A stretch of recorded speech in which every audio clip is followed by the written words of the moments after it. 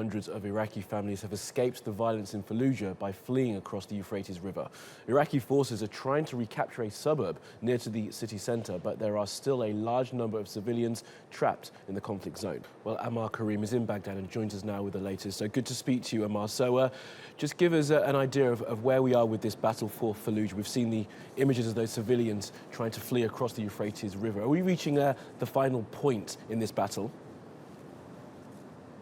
Well, I think the battle is going to be a long battle. Iraqi forces has been struggling from the southern side of the city, where they start storming it like a week ago. There was lots of resistance. They stopped them. They were hardly move, and also this war of tunnels of ISIS, who already set this defensive line. Iraqi army reached for example, to this area called Noaimiyah, and they were shocked of how many fighters they show up from nowhere, and apparently that was from those tunnels they already built up a while ago.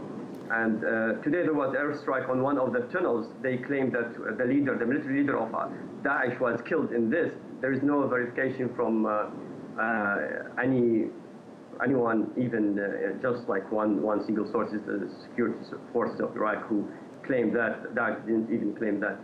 And for this people, I have seen in the video you just show all these people trying to flee the area of around Fallujah. Actually, none of those people who live actually in Fallujah. Those are people who live in the outskirts, in the villages around Fallujah, where Daesh lost the control on the civilian in this, and they withdraw toward the center of the city, where they actually had most of the defensive line there. And Ammar, what are you hearing about the civilians that are trapped in the centre of the city, where Daesh is at its strongest? There, of course, have been reports of them being used as human shields, have been taken to certain zones where Daesh know that the Iraqi forces will attack. What are you hearing about conditions inside the city centre?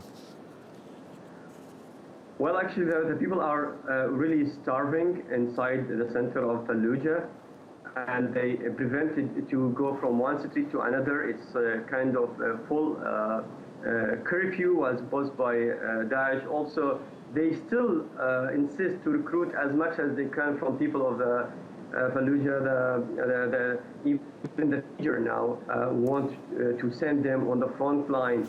The Iraqi forces came from 4 directions, and Fallujah is a big, wide area, and then they need lots of people to be on the front from all this line to some of these, just to make Iraqi forces busy and think there is defensive from all of the lines, and put these boys on the front without any experience. And on the other hand, there is no food and lack of water and lack of electricity. And I think it's really awful condition for the civilians still stuck inside that city.